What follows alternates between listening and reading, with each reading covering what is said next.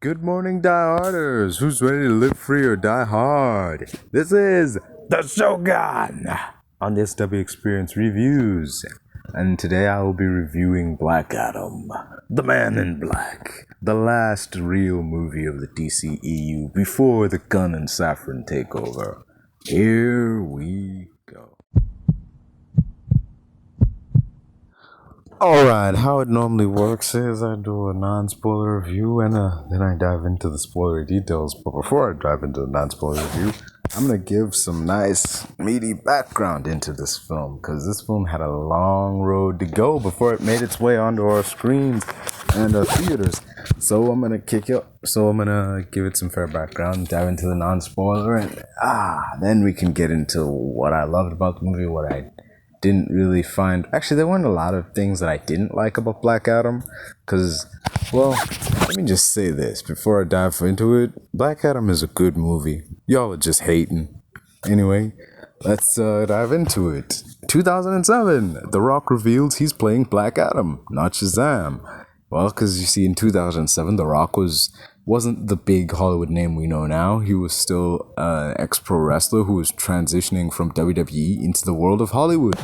And around about that time, the movies he'd done were The Rundown, a great movie, one of my personal favorites, Walking Tall. Good, not as great as The Rundown, but still good. Scorpion King, his very first movie, which was, I guess, a prequel to The Mummy Returns. He was also in The Mummy Returns as the Scorpion King, and one of the ugliest CGI creations ever. I mean, the dude looks like a PS2 character. I mean, damn, man. How you have Imhotep in the first Mummy movie looking amazing, and yet in the second movie, The Rock comes in as a big old half man, half scorpion, and it looks... it's like, where did the money go? Hey, where did the money go? Why does he look like a PS2 character? Why did the movie stop? Who's plugging in this video game? Anyway, aside from that, moving away from that, yeah, he was an actor. He also did Doom. That was a good movie, despite what people say. It's one of the few good video game adaptations out there.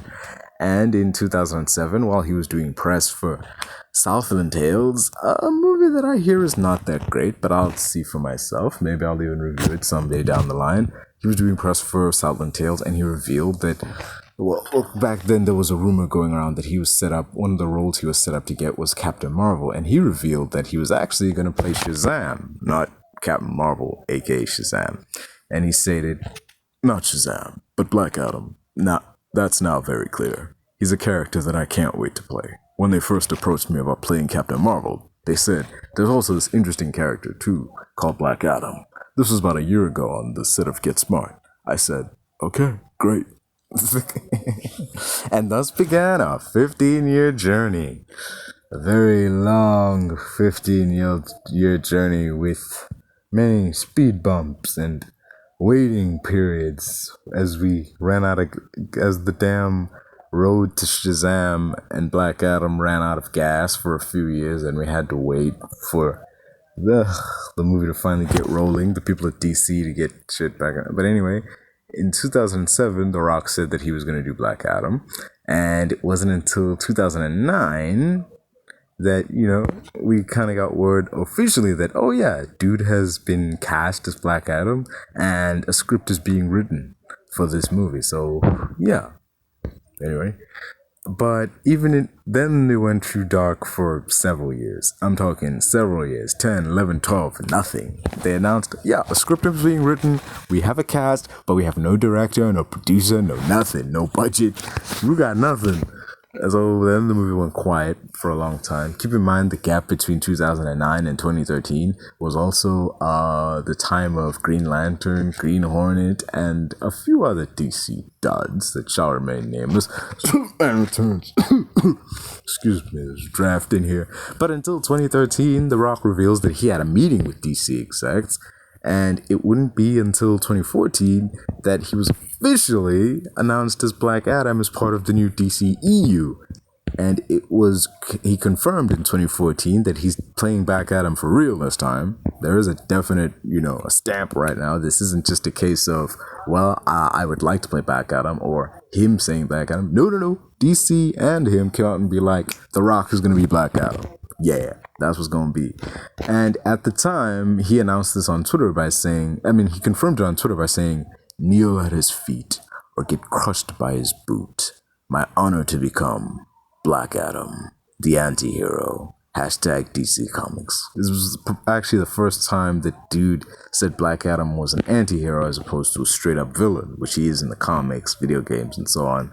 Showed even way back then in 2014, that's the way that DC was going to go with the character. And that's where The Rock wanted to go with the character. And then there would be nothing for like 2 more years, 15, 16. It wasn't until 2017 that I revealed he had yet another meeting. And he said now things were finally cooking with peeps behind the scenes. And in Instagram post he went on this in 2017, he said, had a cool and strategic meeting with the heads of DC about their entire universe. As a hardcore DC fan, to get a real sense of the tonal shifts and developments coming in these future movies had me fired up. Something we as DC fans have all been waiting for a very long time. Hope, optimism, and fun. Even when talking about the most ruthless villain/anti-hero of all time finally coming to life, prepare yourselves, DC Universe. And it was a bit mysterious, but it wouldn't be long before it was revealed what he actually meant by that. See, The Rock was kind of a big deal now. He wasn't a wrestler transitioning to movies. He was Forbes' highest paid actor at one point. He was kind of the biggest thing in Hollywood.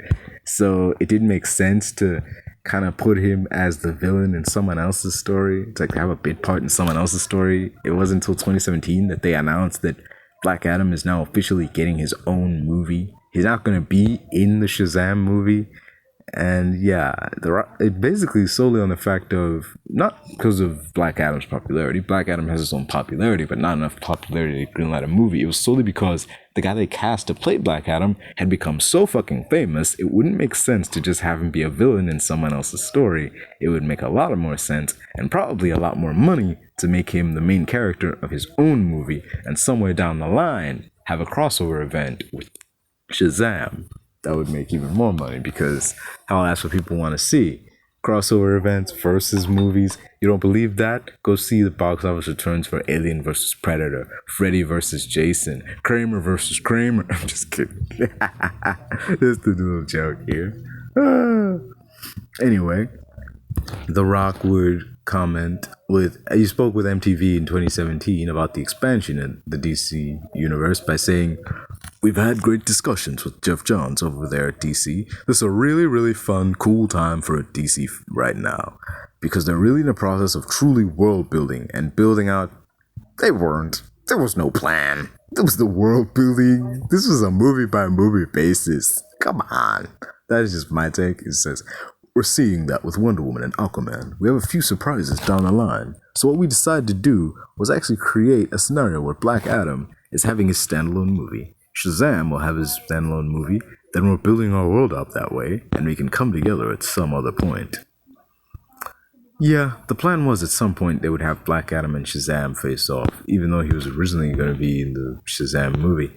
At some point, there were talks that there was, like, Black Adam was going to be in Suicide Squad 2, because the premise of that movie was going to be Amanda Waller assembling the Suicide Squad to take on a weapon of mass destruction. That weapon would wind up being Black Adam, and that was before James Gunn was cast and everything changed so that the WMD would turn out to be Starro.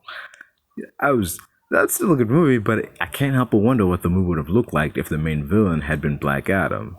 There's no believable way you could have characters like Harley Quinn, Captain Boomerang, and Rick Frickin' Flag be out here taking on Black Adam, a god-level being, only rivaled by the likes of Superman and Captain Marvel. I mean, you could do that, but you just couldn't do that believably. That's just my opinion on the matter.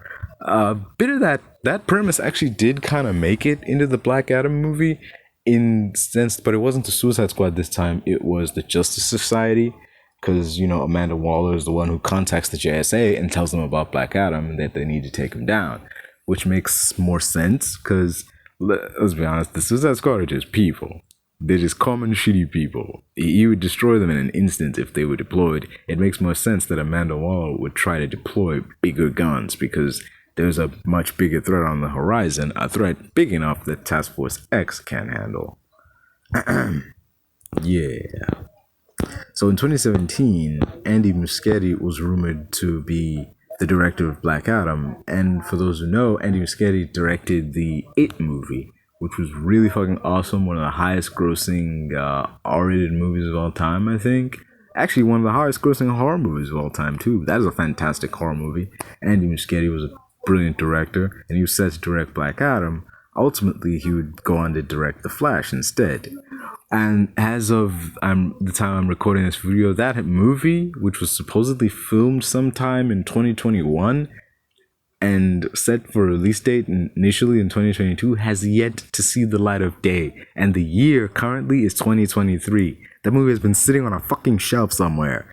I was initially so hyped to see this film when the release date was originally January, but then they've moved it, and now my anticipation has waned to the points that I'm not even, not that I don't care anymore, I don't care as much as I used to. There, that's what I got to say about Andy Muschietti's Flash movie. Anyway, moving on to 2018, The Rock confirmed he wasn't in Shazam. You know, optimistically, he gave a release date for 2019, which was a little too optimistic given when the movie eventually came out. So between 2019 and 2020, the movie essentially treaded water. Not a whole lot happened until late 2018, August of 2018, when producer Hiram Garcia gave fans a big update and things finally got rolling. Yeah.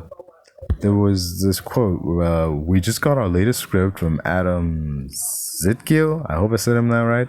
We're doing some revisions on it. We're extremely excited about it. The studio's very excited about it. And I'm telling you, man, as a comic book fan, when this thing comes out, it is going to be amazing. Laughs. This is the fanboy in me talking to you. It's going to deliver on the goods of everything you'd want to see Black Adam do. He's going to be doing in this film. Especially when he's not a Boy Scout. Especially when he's got edge on him. Like, he's not the Boy Scout superhero. He's the guy that, like, okay, you cross him, well, it rips your head off and then move on to the next guy. Yes, he was a superhero who killed. And if this movie had come out... Let me preface this about Black Adam. I really enjoyed the movie. And if this movie had come out, say, in 2009... then this movie would have changed things drastically in the DC's favor. If it had come out in its initial 2019, initially planned release date of 2019, things would have still swung kind of, but not as much in DC's favor. It would have been a lot better if it had come out then. But, you know, you'd know it comes in. It wasn't until the movie, keep in mind, all this time, even with The Rock's casting being done way back in 2014 and scripts being worked on between then and 2018 and Hiram Garcia being attached and The Rock being attached and DC greenlighting the movie, all that, the movie didn't even get a director until 2019. So yeah, filming began in 2020. So yeah, you know why that was kind of problematic. The global bastard that claimed several lives forced everyone to stay home and yeah, kind of wrecked Hollywood and kind of just put all of Hollywood on pause for almost 2 whole years, including Black Adam was one such project that was just put on hold until things eased up. Until 2020, when filming continued and DC Fandom happened, Black Adam dropped a teaser for Black Adam. The Rock dropped a teaser for Black Adam. It was really cool. This animated teaser where he was like, Condog needed a hero. Instead, they got me. Emphasizing the point that the Black Adam wasn't necessarily the Boy Scout hero who fought to protect the innocent as much as he was an anti-hero who fought to punish the guilty. He was... Yeah. He wasn't afraid to cross the line of killing bad guys. He's not Superman. But then again, a lot of DC heroes aren't afraid to cross the line of killing their opponents. Wonder Woman kills fucking parademons. Batman shoots people in the damn nightmare sequence. He pulls a gun out and caps motherfuckers. Superman kills people. Fucking everybody in DC, when you think about it, kills people. The only guy who doesn't is, I think, Shazam himself. Yeah. Fucking if that's why I said if this movie came out in 2009, it would have changed things drastically, because at that point we hadn't seen heroes who were okay killing people. The closest we got to it was Wolverine in X2 when he killed all those soldiers attacking the X Mansion. So yeah, and if it had come out in 2009, it would have been ahead of its time, because Brightburn hadn't happened, The Boys hadn't happened yet, Man of Steel with Superman killing Zod, that hadn't happened yet. If it had come out in 2019, it would have changed a lot of things. It wouldn't have changed everything, but it would have changed a lot of freaking things. But since it came out in 2019, and one of the movie's biggest selling points is that Black Adam is a hero who kills, it's like, so does everyone else, man. You know, everyone else kills too. All the heroes in DCEU kill people at some point. You know, look at the fucking Suicide Squad. They're all killers. Every single one of them.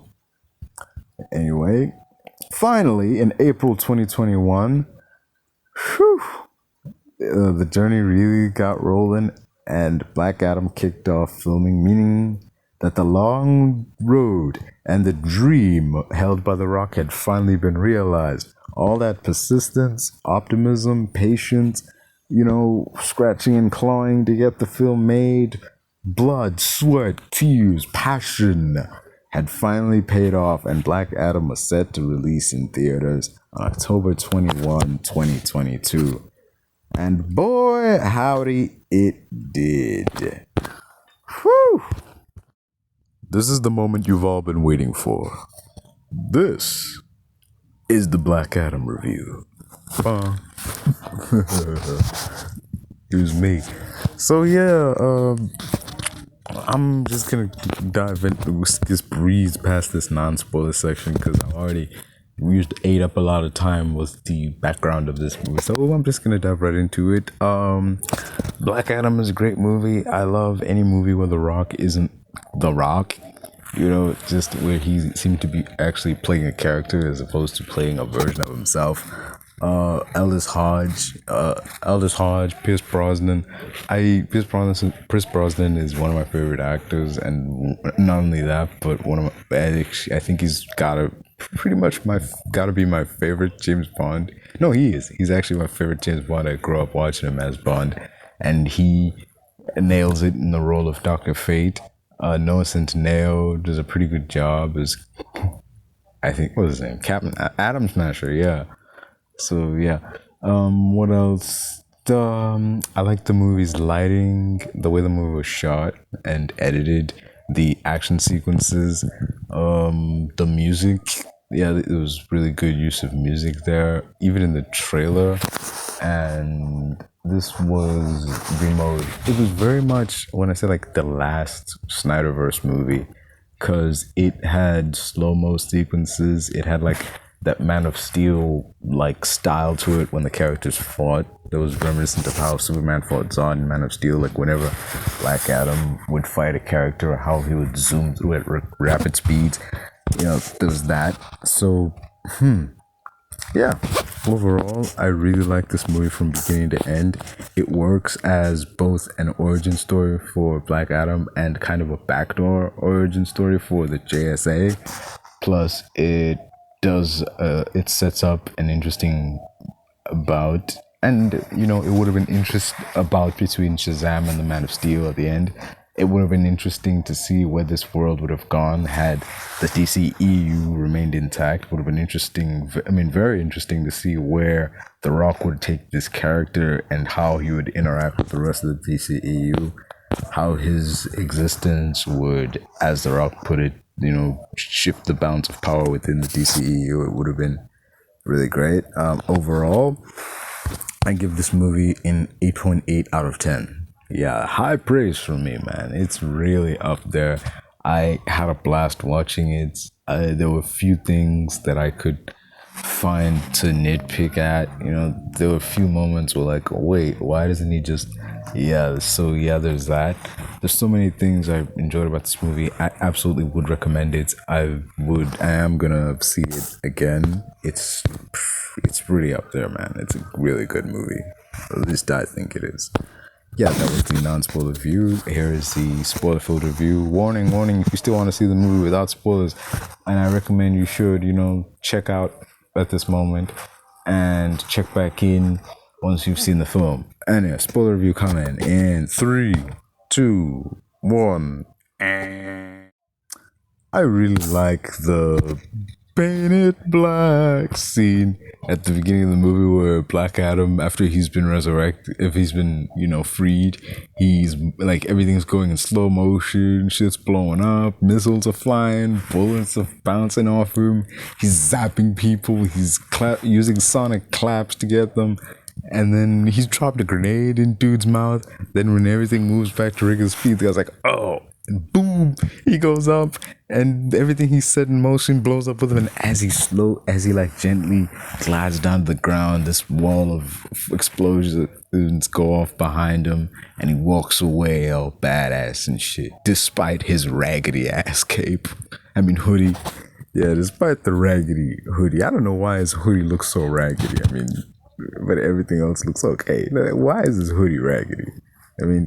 I love the thing, but I do love the fact that the hero. Do you know superhero movies have this thing where the first costume the hero has isn't all that great, but the second one, it's like, oof, man, now that's what I call a costume. That is a costume right there. That's definitely what happens here. As at the beginning of the movie, for like most of the movie, at the beginning of the movie, Black Adam comes out. The gold lightning bolt on his chest is kind of faded.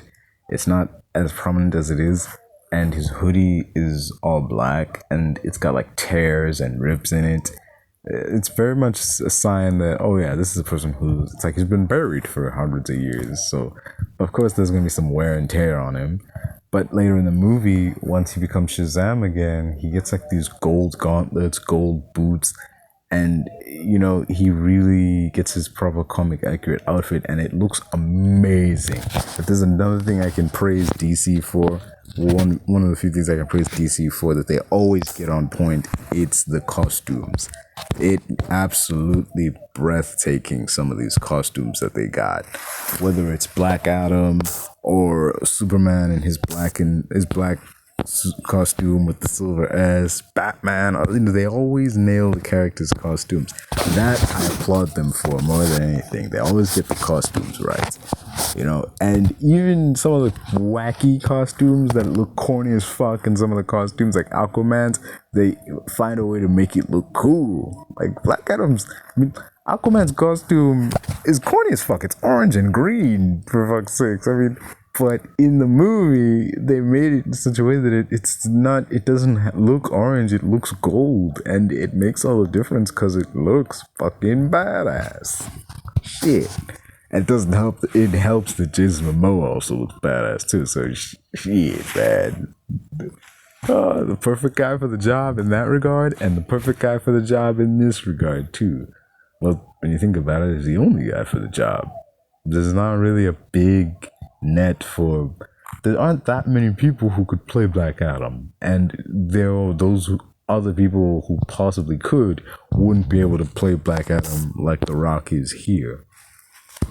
See, because I give praise whenever The Rock does anything different, like a Doom or Get Smart, any movie where he's not the clean cut smiley good guy throwing one-liners and shit like he is in, I don't know, Jungle Cruise, or any movie where The Rock is doing something different where he's not his usual charismatic self. Like there's a theory online, there's not a theory, there's general consensus online that The Rock essentially plays the same guy in every movie. I'm not gonna boil it down because we'd be here all day if I spent any more time talking about The Rock. But yeah. Moving on. Shit, what was I gonna say? Oh yeah. Aldous Hodge absolutely kills it in the role of Hawkman, as do the rest of the members of the Justice Society, particularly Pierce Brosnan. What sucks about that is that he's awesome in the role. Thing is, it doesn't suck that he's awesome in the role. The reason it sucks that he's awesome in the role is because this is a one-off. Fate dies, man. Fate dies at the end. So we're never gonna see this character again. It's like David Harbour when he was Hellboy. he was a great character trapped in a bad movie.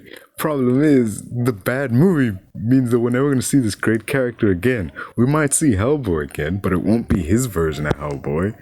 Shit, it's fucking mental, you know, like we have this and Pierce Brosnan isn't a bad actor in a bad movie. He's a good actor in a great movie, dude. I mean, he's a great actor in a great movie. He nailed this role. Damn. I never thought when it came to like who could play Dr. Fate, I didn't think anybody could do it. I didn't put much thought into it, but when they said like Pierce Brosnan's gonna do it, it's like shit. Yeah, man. It's like they just they got it first time off the bat. The right guy. I'm like, yeah, that's right. Pierce Brosnan could definitely nail this part, and he does. Oh man, it's great. His fate when he takes on Black Adam, and he's got like these copies of him trying to tackle him down. He's using his magic. He's twisting the world around him in this like mirror dimension thing. It's very reminiscent of Doctor Strange, and it's fucking brilliant, man. It's brilliant. Oh yeah. When the Amanda Waller summons the JSA to take on Black Adam, because you know he's this real powerful figure that's reawakened, and you know realistically she doesn't want a character like that just living life, because he's a threat to the kind of stuff she wants to do, you know, like the shady black ops stuff that she gets up to. And you can't have a godlike figure out there without some kind of restraint or monitoring.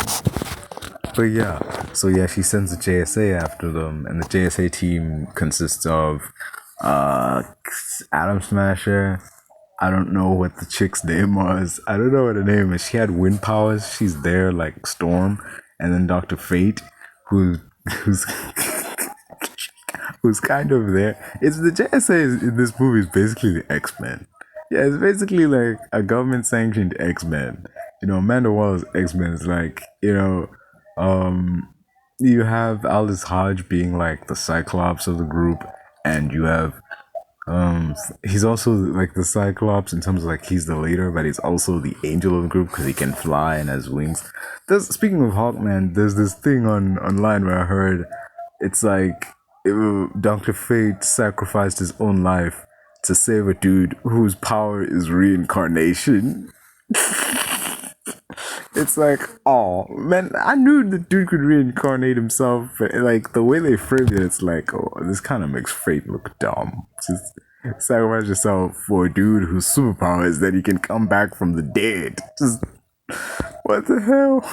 Yeah, but that takes a while, man. It's not like instantaneous. That takes some time. You know, and it's not like he comes back from the dead. It isn't regeneration, it's reincarnation. He comes back as someone else. That person has to like adapt and grow and shit, like become an adult again. Like we ain't got that kind of time. You know, shit can happen between then and now. This movie has some similarities to Shazam, like the hero being helped by a fast-talking kid who knows a lot about superhero stuff. It's really reminiscent of how Billy Batson was helped by his like stepbrother when he found out he was Shazam, and he was like, you know, he was telling him all about superheroes, and they were testing his powers and whatnot. They don't do that here. Like Shazam, I mean, Black Adam already knows his fucking powers. He had them hundreds of years ago, and he used them hundreds of years ago to exact revenge on the man who killed his son and his wife. So yeah, it turns out that guy's descendant is the main villain in this story, and he wants to regain a magic crown that he will use to gain power that will allow him to take Kahndaq back for his family, because his family was a family that ruled hundreds of years ago before they were all, you know, dethroned and murdered by Black Adam, and he wants to set things back to the way they were, back where he was in charge. Yeah. Anyway, so Black Adam and Shazam having similar characters in their stories and having similar stories in some ways is definitely it's definitely a good thing, because like Black Adam is supposed to be like the polar opposite of Shazam. However, they are when you have this like dark, twisted version of a character like kind of like how Abomination is the Hulk. It's like basically everything Bruce Banner fears about the Hulk gained physical form. That's the Abomination. And when you have that kind of character, sure, it's important to have him be the polar opposite of the hero, but it's also important to have some similarities between them, So the hero can say like he sees a bit of himself in there and be like, that's a version of me I don't want to be. And, I gotta put a stop to that guy. It's good that that happens. That there are those correlations between the two characters. When Black Adam says, I'm no hero, like the first line of dialogue in the film that corroborate that is, no, no heroes come out of the ground, and with yeah. Beatles look, they're still being oppressed, and we still have a lot of enemies, and see some shit like no hero's gonna come out of the ground, see that their people are being oppressed, and say some things like, destroy your enemies and everything they care about, and then make them beg for mercy, but don't give it to them until their final moments. It's like, no hero would say that, dude. That's some villainy shit right there. That's some straight up villain shit. That should have been the first sign that this is not the hero of conduct that they think he is. There's a big statue championing the hero of conduct, because that statue is actually his son. His son was the guy who was granted the powers. It's this really nice reveal that comes at the end, like towards the end. Like, it's like the midpoint where they reveal, like, actually, like, he wasn't the champion. He wasn't supposed to be the champion. That was his son. Unlike how Billy Batson was the chosen one. He was the guy who was chosen to be Shazam. Whereas with Black Adam, it was his son who got chosen, but he wound up getting the power after his son was killed by the evil, like, emperor who wanted him dead because he was a hero for the people, and the emperor wanted the people under his thumb. So yeah, that was well executed. I mean, it's different from the comics, where in the comics, Teth Adam killed his son so that he could get the power for himself. And that was never gonna happen. That was with The Rock, that was never gonna happen. The Rock was gonna play an anti-hero, but he was not gonna play no bad guy. It's hard to pit Black Adam as an anti-hero if he's the kind of guy who would kill his own son for the sake of power. That's some villain shit. Yeah. Yeah. Anyway, this is Black Adam. So yeah, he does kill people. He kills people, so it's cool. There was this scene where there was funny moments. There were moments where, like, Black Adam wasn't trying to be funny. He was just dead serious, deadpan asking. And it was really funny, because the mom was like, no, I don't want you teaching my son violence. And he's like, I understand. You want his father to teach him violence. And the guy's like sitting there like, no, I'm not his father. I'm her brother. It's like, oh, okay. So who would you have him teach violence? And the kid's like, yes, mom. Like, yeah, mom. Who do you want to teach me violence? Like, I was cracking up when I heard that. Like, when Black Adam is like descending down to the lower levels, like just like coming down the middle part of the stairs. He like bust through a couple walls before he got there. I'm just literally looking and thinking, there's a door right there. Walk through that, man. Why are you busting through walls and shit? Later in the movie, like, Fate actually points out, like, I don't suppose they had doors back in the day. And he's like, yes, it's how we entered the building, how we went in and out of buildings. Like, he knows the doors exist, and he knows how to use them. He's just choosing to bust through the fucking wall because he can. That was funny. That made me laugh, dog. Another scene that you feel some of, like, The Rock's personality creeping in there was the scene where he, like, tossed the guy into the air after he, it turns out he didn't want to tell him what he wanted to know. And then Dr. Fate appeared via hologram to say, like, like, bring me, so he tells him, like, yeah, that he wouldn't talk. And the guy's like, bring him to me. Like, I'll use my powers to, like, break his mind. As Black Adam's like, because the dude is like 100 feet up and falling. Fate knows what's going on. He looks at him, he's like, you killed him, didn't you? Then Black Adam looks to the left, sees the guy crash into a mountain, like, all splat, and he's like, he didn't make it. He did not make it. Oh, that was good. That was good. There was that guy, and there was this funny interrogation with, like, Black Adam and Hawkman. He's got these two guys. He's like, the first one to talk gets to live. And the white guy is like, I think he said, like, we won't tell you or whatever. And so he drops him. and the hawkman goes to save the dude, and then once this other guy tells him what to do, he drops that guy. Then when he goes back to the room, like Hawkman's pissed and he's like what, he was like, what the hell, man? Heroes don't kill people. Black Adam's like, I did not kill them. Killed them. They survived. That's why I waited for you to show up so you could. He's like, they would have died if I didn't save them. It's like, I knew that. That's why I waited for you to show up, like so you could save them. Like, I'm doing it your way. Like, oh man, oh man, it was like,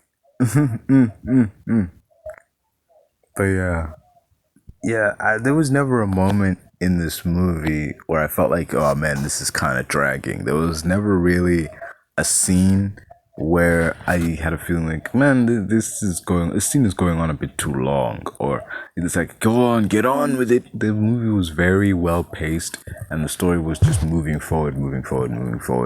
There were a few moments where the film stopped to explain itself, because it could tell, like, okay, we need to explain what this is and why it's important, so that when later on when you see it, we don't have to. Okay, there were some expositionary moments of the characters explaining their powers, how they work, who they were. Like like when Noah Centineo explained like how when he grows to like a huge amount, he consumes a lot of energy, so he has to eat. And it gives this funny scene later on where he just strolls into the scene and they try to talk to Black Adam, and he's got like a bucket of chicken, KFC, corn dog, fried chicken. Just, it got a chuckle out of me. There's a lot of things in this movie that just got a chuckle out of me, man. What the hell? Oh man. Anyway, I really the final fight between Black Adam and that demon Sabak, I think his name is. That was cool, man. Since I'm grabbing the dude right before he. Thing is, there was this powerful moment where Fate was battling Sabak in his like demon form after putting on the crown and getting the power. This dude is just straight up the devil. So yeah, his devil form and getting power. When I first saw the trailer of him rising up out of the ground, I thought it was Trigon. But no, that's not Trigon. That's just some other devil-looking dude. So yeah, as Fate is simultaneously battling him in multiple copies, he's also sending a telepathic message to Black Adam, and he's willing him to free himself from the restraints. Because once he thought about like the evil guy was defeated and he'd saved everyone, he was like Hawkman had convinced him to turn himself in. So he said Shazam, went back to human. They locked him up. And in this black site, this place filled with fucking chambers of people floating in water, which we can only assume are other like ultra powerful beings that can't just be locked into a jail somewhere. Like I don't know, like the black site that they used to hold Task Force X, so it's like, damn, what's the story in this fucking place? What else is in here? It's like that room in Indiana Jones where they just stash the fucking Ark of the Covenant, like they stick it in a box and then they just put it in a box of a warehouse full of other boxes of other shit and then leave it. Like, that's it. This is the Ark of the fucking Covenant. It's evidence that the Bible is like a history book and not just a religious text. So you're just gonna stick it in a box and put it in a pile somewhere and forget about it? Like, that's kind of what they do with Black Adam, with Amanda Waller. She was like, when in the first Suicide Squad movie, she said like when she captured Harley Quinn and Killer Croc and all that, she's like, they put him in a hole and threw away the hole. This is not simply putting someone in a hole and throwing away the hole. This is burying them into the ground and then just, I don't know, pouring cement over it and then building a building on top of that shit, man. It's in the middle of the Arctic. It is deep underground, frigid ass water. And not only are you deep underground, not only are you in the middle of nowhere, but you are also chained up and in like suspended animation floating in this tube. Like fucking the bad guy from G.I. Joe when he's in like G.I. Joe Retaliation. Just damn, man. They done Cobra Commandered this dude. Shit. Yeah. Anyway, Anyway, that's so there's this speech that Dr. Fate gives, and it wills Black Adam out to like bust out of the cell and like run to freedom and will himself out of it despite being in his weakened human form. Like it's like it's basically a malnutrition like slave, the body he had when he was a slave. It was all malnutritioned and skinny, and he had to like bust out, like get free himself from the guards and swim back to safety from deep under the water, freezing ass water. And he's just willing himself back to the surface so that he can say Shazam and go back to save his people. And there's this moving speech by Fate. I can't like quote it verbatim, but it's really good. It's like when Nick Fury was saying, like was telling the Avengers, like, you're an Avenger. Like we need that. The world needs that. It really motivated. It was that like end. It was like beginning of the third act speech to motivate the heroes back into battle. You know, it was really moving. Like Aunt May, everybody needs a hero. It's like I believe there's a hero in all of us. That it was like that, but no, man, it was moving, man. It wasn't quite Spider-Man 2 moving, but it was up there, man. It's up there in terms of rousing speeches to get you back in action. It was fucking Independence Day levels of shit, you know? Yeah, President's Speech and Independence Day, man. I really enjoyed this movie. The fight between Black Adam and the main villain, where he ends it off by lifting him up into the sky, all charged up with energy, and whispers to him, "Tell them the man in black sent you." Yeah, baby, yeah. I love this shit, man. This shit's badass, man. Some people think it's corny to have a one-liner before the kill, but not if it's a cool one-liner like this, man. Not if it's one of the most badass one-liners in the history of the DCEU. God damn. Whew. Man, it's awesome. So Black Adam kills the bad guy, goes to sit on his throne. It will get this shot of the Rock sitting on his throne, but it don't feel right to him, so he gets up and he blasts the shit to pieces. And it's like, sure, he's gonna be in conduct, but he's not gonna be ruling the place. He's gonna be the hero the city needs. That's what he's gonna be. You know, he's gonna be the anti-hero the city needs. But yeah, that was awesome. I'm running out of cool things to say. Not because there's not a lot of them, because I'm just having a hard time remembering them. So yeah, man, I love this movie. Like the music, the costumes, the action, the jokes. The jokes land, man. For the first time in a while in the DCEU. First time since, I'm guessing, Shazam. The jokes land, dude. Oh, I wish we could see more of this character, especially given the mid-credits scene between him and Superman. When, you know, Waller tells Black Adam's like, okay, you're out of the ground and you're not going to be locked up. Okay, that's fine. We're cool with you being, you know, hanging around as long as you stay in conduct. This is now your prison. It's like, you won't stay in our prison? Fine. Conduct is not your prison. You so much as step out of here, we're gonna have to stop you. And Black Adam is like, there's no one on this planet who can stop me. It's like, well, I know some people who aren't from this planet. And Superman comes down. It's that Richard Donner theme. Bum, bum, bum, you know? And it's like, Black Adam, we should talk. Bum, bum. Oh, man. 8 out of 10. Absolutely would recommend. Definite rewatch. Just, you know, the dour note and realization that after this, you know, there will be no Henry Cavill versus Black Adam movie. There will be no Black Adam versus Shazam movie. At least not for a really long time. You know, just, I can't help it. I really love this movie, but now, given everything that's happened with Gunn coming in, announcing this all new slate, it's just, only feeling I have. And I enjoy this movie. I have so many awesome thoughts and feelings of this movie, but the DCEU as it is, all I gotta say is this quote from Phil Shelton in Marvel Ruins. We were on the cusp of greatness, an age of marvels. Yeah.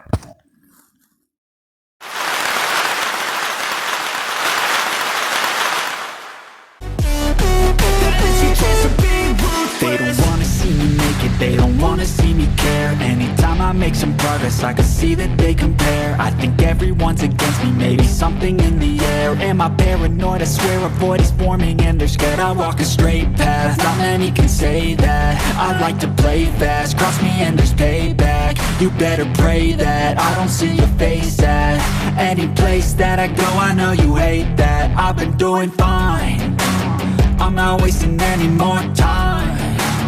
I live for the fight and the climb, and I think that the pain that's deep inside is what defines. So I won't give up, I'm gonna make it to the top. I don't care what's in my way, I swear I'm never gonna stop. I could fall flat on my face and I swear I will get back up, cause I don't deserve a thing and the road ahead is tough. They'll try to kick you while you're down, they wanna rise up while you drown. They wanna fill your head with doubt, they're silently scared that you'll figure it out.